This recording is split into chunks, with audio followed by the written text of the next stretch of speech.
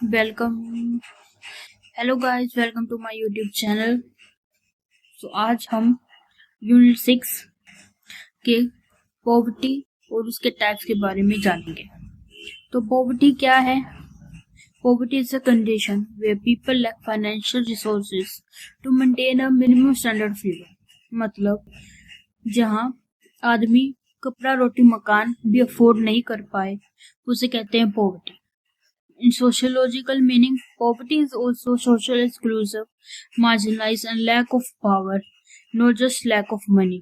इसका मतलब है सोशियोलॉजी में कि पॉवर्टी का मतलब सिर्फ गरीबी या पैसों से नहीं होता। इसका मतलब ये होता है कि लैक ऑफ पावर, जहाँ आपके पास पावर भी ना हो। इसमें की थिंकर आते हैं कार्ल मार्क्स जिन्होंने कहा So poverty as a structural outcome of capitalism and class exploitation. Karl Marx class exploitation और कैपिटलिज्म की बात करते हैं और उन्होंने रिजर्व आर्मी ऑफ लेबर भी कहा था।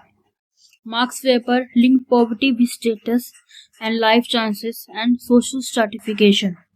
सोशल स्ट्रैटिफिकेशन का मतलब होता है unequal ranking of individual group in society, जिसे अपर क्लास, मिडिल क्लास और लोअर क्लास। फिर आते हैं Oscar Levi's introduce the idea of culture of poverty. ये इनका बुक का नाम भी है। फिर आते हैं Amrita Sen defined poverty in a term of capability deprivation. Capability deprivation का मतलब होता है जहाँ रिसोर्स हो पर उसका फायदा ना हो। मतलब example, a girl have a meal but she can't go to school.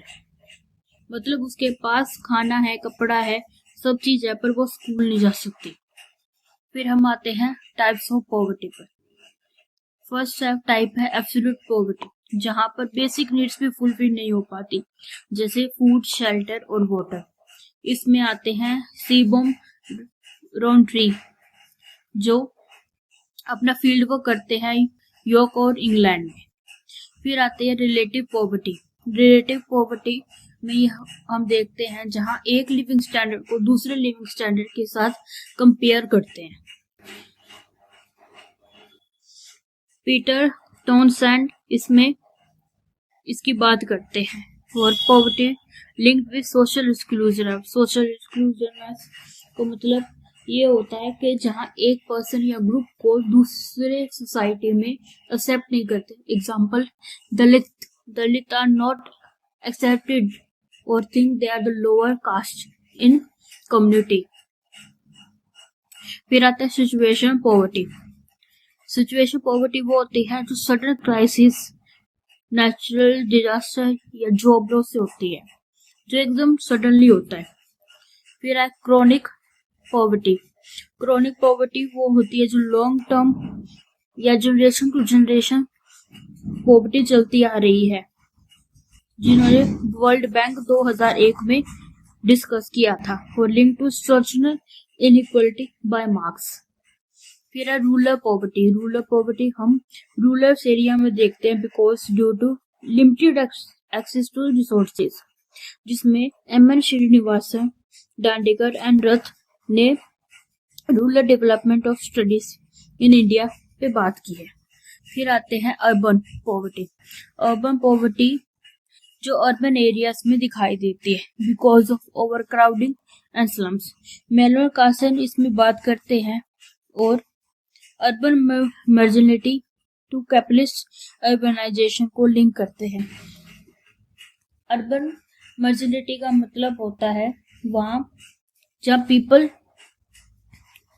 Do not get full benefits of cities life.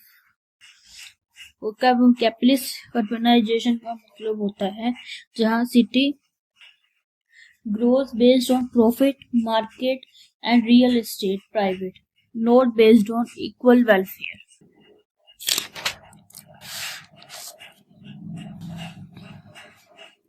Culture poverty मतलब होता है जहां कल्चर और सोशल बैरियर हो। इसमें आते हैं ऑस्कर लेविस, जिनकी बुक है culture of poverty. Capability poverty का मतलब होता है लैक ऑफ एजुकेशन, हेल्थ और स्किल्स। इसमें अमृता सेन आती है, जिन्होंने डेवलपमेंट एज फ्रीडम पे बात की थी।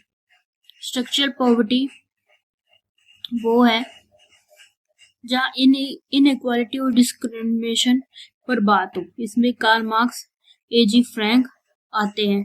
एजी फ्रैंक ने डिपेंडेंसी थ्योरी पे भी बात की है। फिर है जेंडर पॉवर्टी,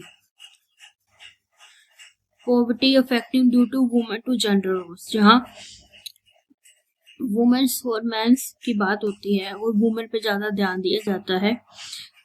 इसमें डैनियल एल्सन एंड अमृता सेन और GDPN जेंडर रिपोर्ट की बात होती है।